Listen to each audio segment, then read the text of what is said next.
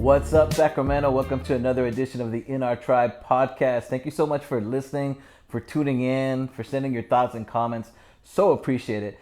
Today, we are with a part of the heartbeat of the Sacramento community. I'm here with Carlos Kandia, Sammie Award winner and Artist of the Year by the Midtown Association, Sacramento, California. Latin, urban, and multi-genre singer, percussionist, dance, and actor. And you know how people say that, but they're not? No, he's all of those things and more. The man is incredible. So we're dealing with some cool stuff in here today, and we're going to be talking a little bit about his art, his love of music, and his love of Sacramento. My man, welcome to the In Our Tribe podcast. Thank you very much. How you doing, everybody? Thank you for watching us, and thank you for inviting me. Yeah. So I don't know how to ask an artist this question, but let me give it a shot. What does an artist like you listen to these days? So when you walk out of here and you put your música on, what are you going to be bumping on the way home? I always receive that question, and it's crazy because I have to keep updated. You know, I have to all the time be like on top hundreds, like what is the people listening? That way I can incorporate it in my show. But Beatles 100%. I have Beatles on my tattoos. Yes. I am Queen. I am Noel Chakris, that is the Sin Bandera singer. Okay. But when he was singing by himself, that's the kind of music that I hear. Mark Anthony, I used to hear, but I'm Beatles 100%. I actually think in another life I was something related with them. I have the Beatles on my skin. This is my favorite song, that is called When I'm 64, and I have the original handwrite from Paul McCartney. And this part of the song is the part that I always sing to my daughter, that is, will you still need me? Will you still fit me when I'm 64? So I got that music over here. It's really cool to be talking to a musician of your caliber. When did you know that music was in your soul? From when I was a baby. You know, I was this kind of babies that actually play with the plates and with the pans and start doing drums all the time. And then I grew up in like a farm in Colombia, so it was not very easy to get access to a lot of stuff. But I was born in Bogota, but I grew in a little town. The name of the town is Villeta. So they have a little like symphonic band program for kids. So my parents put me there. They put me everywhere. I was in swimming, I was in football, I was soccer, I was doing volleyball, a lot of stuff. But when I get into the music and the theater, that's where I stay. I was like, okay, this is where I'm gonna be, and this is where I'm gonna stay. And that's how everything started. I started learning music from when I was 8 years old. And then it was funny because every time, you know, they have a presentation or something important in the school, I was the one that the teachers pick up to sing, or, you know, like, you're going to sing, you're going to act, you're going to do this poem or whatever. Yeah. Right. So, yeah, from when I was a kid, I always started doing music, and I always into the music. I was always into it. I love that. Besides the porras, what was the first instrument that you really gravitated towards? I play symphonic timpanis. The symphonic when I was 8 years old, they get these huge timpanis, symphonic timpanis, and I was 8 years old, and I have to use a chair like this to stand up and to be able to play it. Nice. Because it was huge. Yeah. So that was the first instrument I play in my life. And wow. But I play all kind of, because I'm a drummer also, so I play, you know, like bass drums, I play snares, I play drum set, I play timbales, Latinos, congas, bongos, Latin percussions, I play everything, but also symphonic percussion like glockenspiel, timpanis, all that. So, wow, you want to know who the drummer that got me exploring other drummers? You're gonna trip off this. It was actually Sheila E. What? Sheila E. was the first drummer that made me start looking to other drum, like, what's this whole drum thing? So, like, I guess her dad was Pete Escovedo, right? Yes. And then, you know, from there I started, oh my God, like, this is like a art form, like, to see, you know, what they do and how they do it. And then from there I started getting into the rockeros, the drummer from Rush, Neil Peart, and all those guys. It's crazy because drums is, I mean, like it's a family, percussions, Yeah. and they have their divisions and all that, and you know these kind of drums and blah blah blah. But actually, it's very hard to play. For like symphonic musicians, is like they just put a paper on it and we have to read it. Yeah. So we have to read the congas. Every hit of the congas Yeah. is different. So it's like in the drums is the drum set is the same. So I mean, I love drums. I really, and actually was the first instrument created. So beautiful, so beautiful. One of my best friends in Miami, cuando vivía allí, Ozzy, Oswaldo, but we all called him Ozzy, drummer to the max, right? Pero you couldn't even be in the car with him because he would be tocando Yeah. all the time. Is that you? Like, are I'm you the same. always like thinking about a beat or have something going on? When I'm driving, I'm always like doing drums, even with the not with the pedals, but you know when I have the on the floor, I do drums. I'm always doing like background vocals too. If we are hearing a song, it's like I have background. I'm singing background vocals, and my wife is like, "Can you sing like sing normal?" And I'm like, "No, I can't." I'm like, "Okay." It's so beautiful. Yeah. It's so beautiful. When Julian approached me about having Carlos on the podcast, the thing that really sold me is that you are this amazing local musician just keeping the vibe going for us here in Sacramento. But you've also tapped into this other part of you, which is being an educator around music. And I want to see if we could spend time with both of those, right? Let's talk about the Sacramento music scene right now. Let's talk about your role in it and what do you see happening in Sacramento? Why should people be excited about it? And perhaps why should people be concerned, if at all? So, well, right now the music scene is way different of when I started. I started like 10 years ago, and it was like another. Even the Sacramento as city is changed. It changed a lot.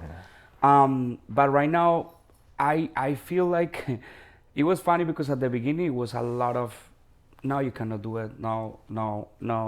This is not how we do it. Right. And I always seen that when there is nothing there, because I was like, I want to do salsa, cumbia, merengue, reggaeton, everything. Right. The people were like, all the musicians were like, no, you should focus on salsa, you should focus on cumbia, you should focus on blah. And I was like, no, that's impossible. That's a niche over there that nobody's doing. Yeah. So I start trying to figure it out, and you know, I understand the people, they don't want to do like certain kinds of music, like in general. Well, most of the musicians, they don't do reggaeton, you know, but reggaeton is the evolution of pop. Yeah. So we have to accept that. Yeah. A lot of musicians, they don't want to do merengue. I don't know why. Or they don't want to do this, I don't know, any kind of music. So they don't want to work with a computer, for example, a lot. They don't want to work with in-ears. They don't want to work with the stuff that we have to do right now.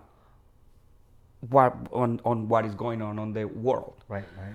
So I when I was in Colombia, I was doing this show with 7-8 singers where we're just playing with sequences. Okay. No band, just sequences. And we were waiters. Wow. So we just hear a song and then we just go up and sing. Like Stardust on New York. I don't know if you've been there. No. It's waiters, and then you hear your song, you take your microphone and you start singing.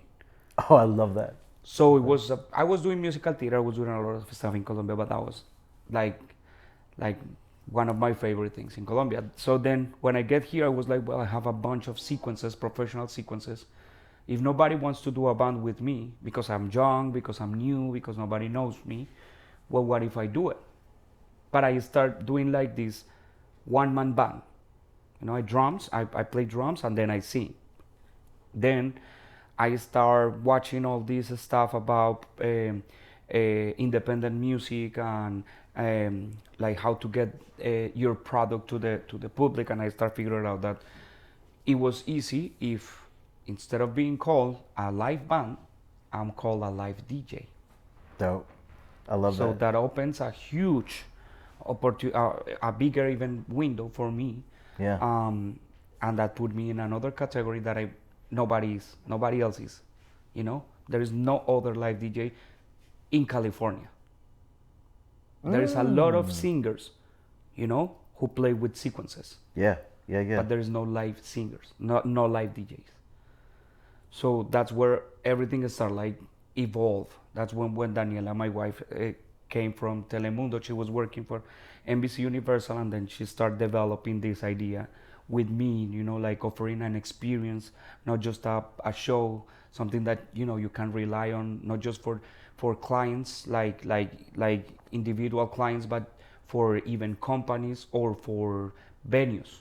They can rely on what we do. Right. Not just Carlos Kandia, not just Carlos Kandia, just say like Kandia Entertainment, they bring this kind of entertainment that actually we have the good thing, that the fortune that we have a following that follow us, of course, we have a fan base. Yeah. So that's something that we take all the time to our clients. So okay, you have this restaurant, so you want to have live music.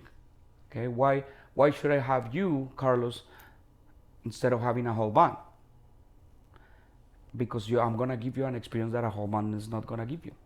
A whole band, unfortunately, here in California is gonna play salsa or is gonna play cumbia, or it's funny because that's another thing that answering your question. The bands in California, they say we have a versatile band. Versatile. Versatile. Yeah. I got you. I'm following. But they play cumbia and banda, and that's what they call versatile. Yeah. And that's not true. Versatile is a person who can play everything. So what's an example of a set list for you that would categorize you as a live DJ and versatile? So, for example, this is a very good example. Wineries. Wineries, we have a wine tour that is actually it's a success. You have to go. Yeah, please. So every year we have like 10, 15 wineries that we go. The public that goes to the wineries is not the same people that I have in I don't know, La Cosecha or places right here in Sacramento. Right. We have more American people, right? More people from the United States.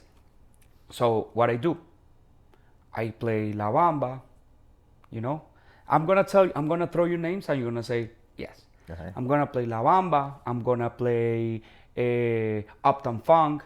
I'm gonna play La Vida es un Carnaval, Celia Cruz. But I'm gonna play Oye Como Va. But I can play Rebelión. You don't even know what it is, maybe. But if I play, and I mix it with that, right. the people is gonna say like, wow, they're just gonna keep going. Survive. They're just gonna keep going. Yeah. And I'm gonna do Suavemente, but at the same time I'm gonna play, I don't know, Pégate the I don't know, this guy, what is the name? The Puerto Rican, the very beautiful one.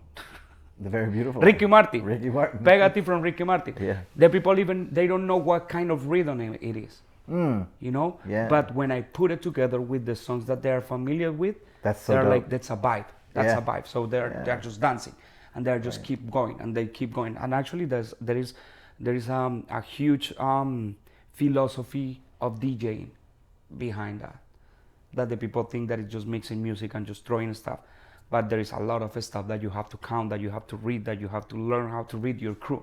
That's what a DJ does. Yeah.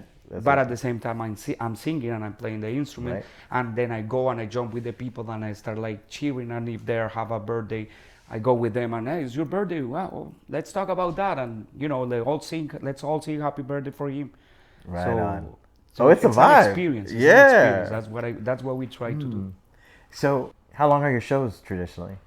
We have 3 sets shows. That's like the normal. Gotcha. But lately I've been adding DJing, just DJing. So I have my show, but then I add 2 hours or 3 hours of DJing or MC or whatever they need. So I just keep the ambient going, and then I just DJ, and then at the end I do my show. What does an artist do after a night of just totally having people fall in love with him and just creating that vibe, and you have all this energy in you? What do you do to relax and just decompress after an evening that intense? Sleep. That's the only, actually, because the voice just recover when you're asleep. There is no other way to recover the voice. It's just sleeping. And actually you have to be very asleep, because when you dream, your vocal cords move. I didn't know that. Yep. When you think, your vocal cords move. Oh, wow. Did y'all know that at home? Like, I did not know my vocal cords are actually moving while I'm dreaming or thinking. If you Yeah. think, yeah. So Wow. that's why even if you're muted, your vocal cords are still moving. So the inflammation, that is what it caused like the that you get tired of your voice, is never gonna get better because you don't relax. Mm. So you have to sleep and you have to get like, how do you say, sueño profundo, Yeah, deep sleep. like deep sleep. Yeah, that That's the REM. only way. Yep. So when and actually you have to sleep at least 8 hours, like a deep dream. That way you recover. Yep. Like right now, I'm super bad of my voice because I haven't sleep very well, and I've been singing Thursday, Friday, Saturday, Sunday, and Monday. Oh my God. But if I sleep 8 hours, I'll be recovered. So that's the only thing that I think. No, that's some added bonus stuff right there. For you, when you think about the music scene, I've actually heard that in the music scene in Sacramento. Oh man, Sacramento's the next big thing musically, but it hasn't always felt like that. But we do have our own thing. What do you think Sacramento needs to become that place and space where music is definitely where we're seen as like Seattle was in the 90s because of Nirvana, or what, you know, Los Angeles was many times for their different genres? I don't know. I think it's a culture. It's a general culture. You know, like I had this concert I had a private gig in Tennessee. What is the name of the city? Nashville? Nashville. Oh my God, that's a music place right there. Holy It was cow. every door Yep. on the main street, it was a band playing. Yep. And every door, and it was not just like the band playing by nobody. It was full. Every single place was full. Yep. And I was like, wow. Yep. But this is a cultural thing. Yep. You know, the people is used to this. And I asked, it's just here in downtown? No, there is a lot of places that where the locals go that there's a lot of bands. So there's a musical culture over there. So I think what Sacramento needs is like more support for local artists, you know, because for like the people, I always got this comment from new artists like, oh no, but because you are already there, you have to help or blah blah blah. But if I get there, you cannot imagine how hard it's for me even now to stay, to keep a contract, to keep a residency. It's hard. Yeah. It's hard. So but I think if we would be more places that, well, I think for the American people, for the American music, that is something that exists already. You know, it's easier for an American band, for a band from here to, you know, to play here or blah blah blah, because there is more places. Yeah, that's true. But it's just a shame of a stuff that it's hard for a Latino artist to be on a place that actually is very hard for that place to get the entertainment license or stuff like that. So there's a problem for them to get an artist. So right. And there's not that much places, Latino places, that have that entertainment. And so it's a combination of a lot of stuff. That's why I start doing banda and Mexican music. That way I can get more people. And I can get involved on every and any kind of establishment, like clubs or places. Yeah. So do you think Sacramento could ever be like a Nashville? I think yes. I think, and actually there's I a think lot that of would be people dope. moving. That would be dope. Yeah. And I don't think I don't think it's impossible, but at the same time, I would think that, for example, prices would drop for us. Oh. So that would be a problem. Got it. So I would never imagine something like Nashville, because I think that would be in the market. Competition. That would be competition, and that would be very hard. Because I like when competition is something good and it has a level. Yeah. When we can't just increase the prices. Right. But when there is a lot of other bands, then you have to drop the price. So that's gonna be a problem. That's huge. Yeah. So that, and actually, that's what I'm always thinking, because I live of this. I live out of this. This music is my stuff. Yeah. You know what I've noticed about you? The way you connect with people. You're a natural at it. You're really good at just like, we were at the Salud Awards last year, right? Like I've seen you in action. I've seen the way you work a room. And I kept thinking to myself, like, I wonder how much of this is just his. It's gonna sound crazy, but like, you being an immigrant from Colombia, you bring a certain energy and certain gifts that are unexpected and attractive, if that makes sense. Yeah. How close am I to that? No, you are very Because close. you are an amazing connector, my friend. You're really good at it. I think that's something that you have, that you were born with. That we call the charisma, but actually right now we are trying to teach charisma on the schools. Can you teach charisma? Yeah, because charisma, when you can define charisma, I think charisma, as I think it is, no, but you can teach people to be interested and to be interesting. Say that again. That's good. You can teach people to be interested and be interesting. Absolutely. That's what charisma is. Absolutely. That's what was the base of charisma. Yeah. So if we teach people to care about you, but being an interesting person, Yeah. That's when we can actually create charismatic people, and that's what we are doing with the programs that we do actually. Oh, I love that, man. Because like I remember the first time we met, it was really quick. It was a Salud Award. And right away I was like, no es Mexicano. And the reason why I thought that is because, like this is like Mexicano Central, right? Yeah. Props and big shout out to all my Mexicanos out there. Y'all are beautiful people. You're so accepting and loving. But what I'm talking about right now with Carlos is that like right away I was like, oh no. Él viene de otro lado, right? And I had to ask right away, so Colombiano? And I was like, yeah, Colombian, right? Yeah. Because I think Colombians do carry themselves a little bit differently, a little bit, like in Nicaragua, we call it chichileros, right? Yes. Chichileros meaning like they'll come up to you, they'll have a conversation naturally with anyone because they're so good at it. True. That is actually true. Yeah. And I think that's a very Latino thing, but the Colombians, I don't know why, but we are like very... We call it entradores. Entradores. That's Julian. The guy behind the camera. If you haven't met Julian, when you do, you'll think he's your best friend in 20 minutes. He's so good at it, right? Like entradores. That's a good one. Yeah. Entradores. But you also bring it to the stage. But at the same time, you have to be interested on the people.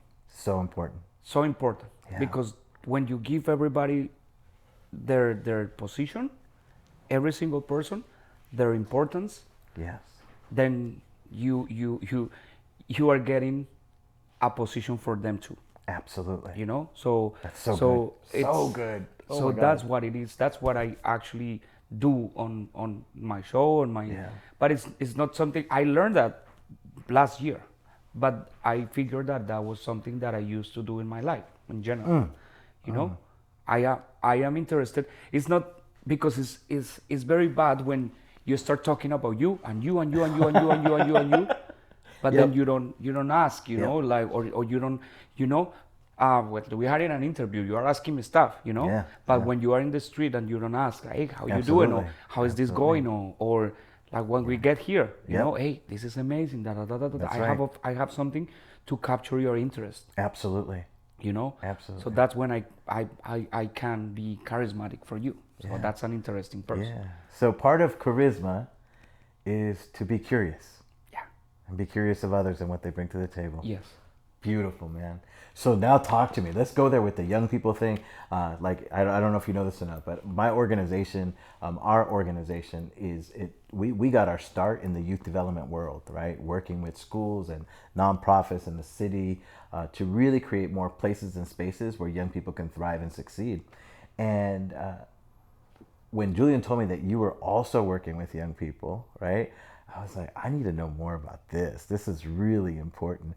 Tell me what made you start working with young people, and what is it so you talked about like teaching them charisma, but are you also teaching them musicianship? What other things are you teaching our young people here in Sacramento? I work with Clara Performing Arts. Mm-hmm. That's our foundation. Mm-hmm. They actually developed this curriculum for arts for the districts, for the school districts of Sacramento. You start doing it with Sacramento districts. Okay. So they start looking for teachers, but there is no art teachers. So they start getting artists, like but no artist like, hey, I am an artist, I can do bubbles with, you know. No, like actually people who has a career on arts, on music, on Yes. theater, that Yes. like if, for example, if they are in union or whatever, but they have to be established artists, and they gave us accreditations to be on Wow. schools and to teach. Wow. And then they create the curriculum. Then we check the curriculum and we put it on the schools, How cool is that? but during the day. Right, right. But I mean, it's funny because I start teaching because I actually I had to pay my scholarship. So they said like, "Do you wanna pay your scholarship teaching?" I was like, "Yeah." So I start in Colombia. So I start teaching tap dance, jazz, and theater, music classes for babies, like whatever I could learn how to do it. Because actually, the person who teach me how to teach, she told me all you need is to know a little bit more to the. Yes, you need to know more than the person that you're teaching, just a little bit more. If you know that little bit more about what you're Right, teaching, right. you can teach him. Yeah. My son teaches dance in LA right now. Oh, really? Yeah, yeah, yeah. That's great. Yeah. That's awesome. It's a trip that you said. I'm going to play this back for him. Yeah. I'll say, listen to what Carlos just said. It's really important. But when you're working with a group of young people, how is it like, let's just say someone goes there and they don't have any charisma. They're really shy to be there. How do you slowly but surely start drawing out those smiles and that gravitation with young people? I think teaching is a gift. It is. It is, I man. don't I don't think I don't thi- I mean, I work with a lot of teachers and I respect that much what they do because I am there just for 45 minutes, you Right, know? right. I have 6 classes a day, but I'm there each class 45 minutes. They have to be there the whole day. And I think that's something that you have inside, you know, like that authority that actually teaching has to be something authoritative but no authoritative. Yeah, You know yeah. what I mean? Absolutely. Yeah. So that's Yeah. something that they it's something that the people have.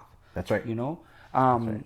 and it's crazy how the kids, because I teach to little kids from TK till Ooh. 6th grade. Say no more. Oh my goodness. So Especially those younger ages. it's amazing to see how they respond to them. Yeah. I never seen, because actually you know that when you see a people that is teaching, that's not called a teacher, because maybe somebody who's gonna teach something or is gonna talk about something, but they don't have Yeah. that authority, but no authoritative. The kids just No. eat them, No. like right away. Yeah, Even absolutely. when you have a class and the principal, the main teacher is there, but he said, I have to leave. The next class, I'm gonna just leave you with the Right. with the SOP. Yep. Forget it. You know, it's gonna be. It's so true. It depends on the SOP, but Yeah. but Some are it's gifted. it's that.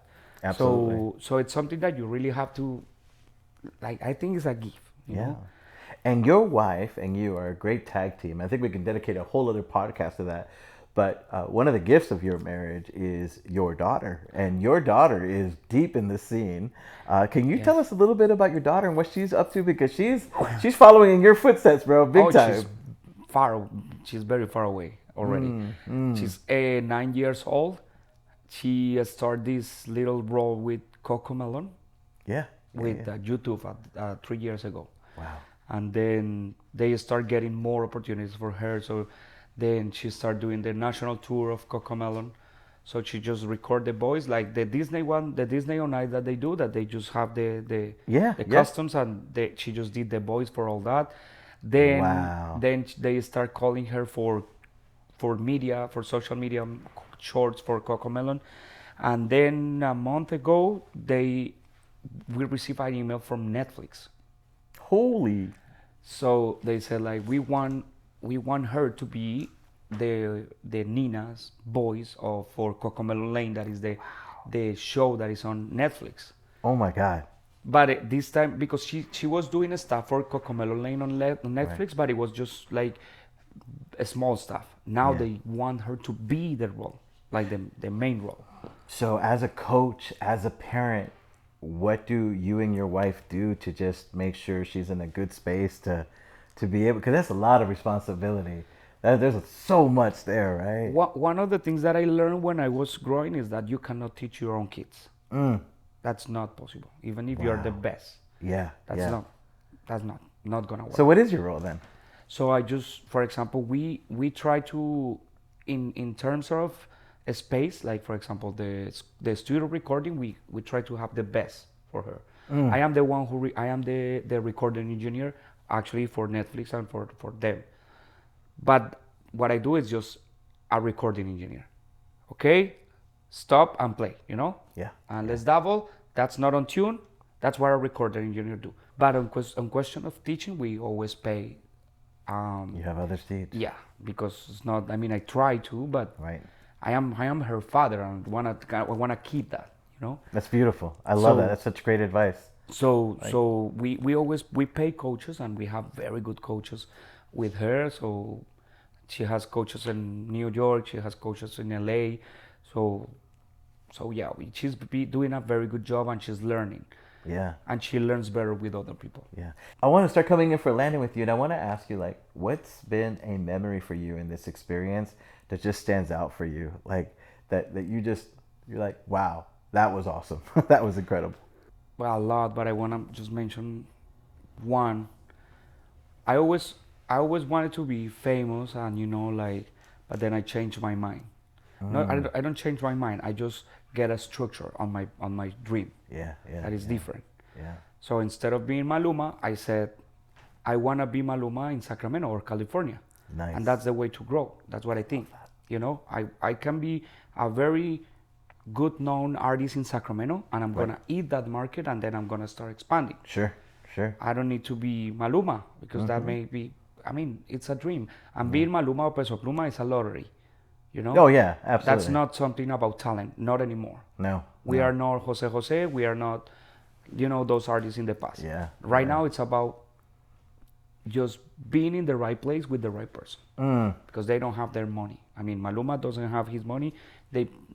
People put money and invest on them. Right. So I thought, okay, what if I can have control of it? So I'm gonna eat Sacramento, and I'm gonna start growing from there. And it's been working, and I have a very good business. But I remember that I was always trying to get so bad into an arena. I wanted to play in an arena. I wanted to play in Ace of Spades and all that. Yeah. So then I had an opportunity to sing inside of the arena as a main show. What? And it was on a Spanish Chamber of Commerce. Yeah. They did I think it was the 50th gala. That's and right. They invited me to be the main artist of the show. I love it. So I had the whole experience of being Maluma, because actually I was being like Maluma or being like Robin Williams, because I worked with the arena, because we were doing Tropical Sundays with the Golden One. Okay. So when they knew that I was going there, they treat me like a star. But actually the Spanish Chamber of Commerce, they were like, you are gonna be the headliner of the show. But I was inside of the arena. So they put me in a green room I had alcohol, I have food, I have everything. It was a huge room with showers and everything. And I was like, oh my God. And then when they called me, I have my ears, my everything. Yeah. And then I have 3 guys walking with me to the stage, So like awesome. like a star. Yeah. So when I was singing there, I actually did a tap show at the beginning and did a lot of stuff. But when I start singing and I have dancers and all that, and I was like, wow, it's crazy how God gives you your dreams. That's right. All Maybe the time. it's not the way you want, or let's not talk about God, but maybe the whatever you believe in, Yeah. the life or whatever, Yeah. is giving you your dreams. Yeah. Not the way that you want it, but at the same time, when I was there, I was thinking not the way that I wanted, but man, I am in an arena and all these people is screaming my name. So good. So Yeah. and it was good, and I was like, yeah, that, and it's been a lot of moments that you think like that. Or I'm gonna talk about another one that was when we start teaching. I remember one of the first classes when we start this teaching artist program. I asked, we at the beginning we were teaching in schools in South Sacramento that is not the same, quality life. So we were there and we were start. I always try to talk with the kids, talk, because for a lot of kids, that good morning or that talking that you can have with them could be the best thing that happened to them in a day. Absolutely. So I like that. I like, to share with them and we talk. And then in one of the first classes, I start asking them, like, what do you want to be when you grow up? So their mentality were like that's what they have in their surrounds, and surroundings. So they were like, I want to work in construction like my dad. I'm not saying that that's a bad thing. So no. Then I want to make nails, I want to make makeup, or I want to clean houses. I'm not demeritating any job. I'm just talking about the environment that they live. Yeah. So we start, and I was like, okay, great. Whatever you want to be, just make sure you are the best in whatever you do. That's right. So we start the program. It was 10 weeks. Every class I teach them about the world, about this instrument was invented on England or Scotland, but this is the country. So they do this and blah blah blah. So we start to grow their mentality, Right. with music, because we don't create art, we don't create musicians, we create better people. That's what we do. So good. I don't care about creating artists. Right, but if I can make a better community, the world is gonna be better. That's right. So we start working in the program, and I started teaching about salsa. Do you know salsa? Where is salsa? And they were from Mexico. They were like, from Colombia. From I don't know, from Spain. They have salsa. Do you know the salsa's from New York? New York Salsa's not from Cuba. Salsa's from New York. So they were like, wow, okay, I'm talking about little kids, but they start learning, what is Cuba? And then we start developing an inquiry on them. So they start searching. Yeah. What is this? Yeah. What is this? Even a little thing. Yeah. Oh, Cuba, what is Cuba? And they start looking. Or, for example, the maracas, I teach whatever. Oh, there is a bunch of maracas, you can check it out. And I just keep with the class, and they start looking. So at the end of the semester, I asked them, what do you want to be when you grow up? And the same class, at the end they were like, I want to have my construction company. I want to be an astronaut. I want to have a salon. I want to have the biggest salon in Sacramento. Yeah. A little inquiry that we put. That's right. They just jump from like, for example, being employers, for being the owners of the company. So good. Actually it was funny, because at the beginning they said, like, why do you want to be an astronaut at the beginning? That's impossible, they said. I'm talking about 5 years old, 6 years old. How is that possible? That they supposed to dream. And at the end they were like, I want to be the president of the United States. Right on. And we were like, whatever you want to do, you are in the only country in the world that you can do whatever you want. Yeah. You can develop any dreams if you actually fight for it. Man, Sacramento is so lucky to have Carlos Kandia as part of our community. So fortunate to have you share your gifts and your talents with us. I'm wondering for you, when you think about the things that you're most grateful for in your life right now, what 2 or 3 really pop out at you that you're just grateful to have in your life? Oh, my daughter. My daughter is number 1, my boys, and my wife. There you go. That's... My daughter is like the best thing that happened in my life. Yeah. My voice is what keeps me alive. It's what keeps me actually pays eating. The bills, right? And my wife is the one who keeps everything going. What a great team. She is like the one who does everything.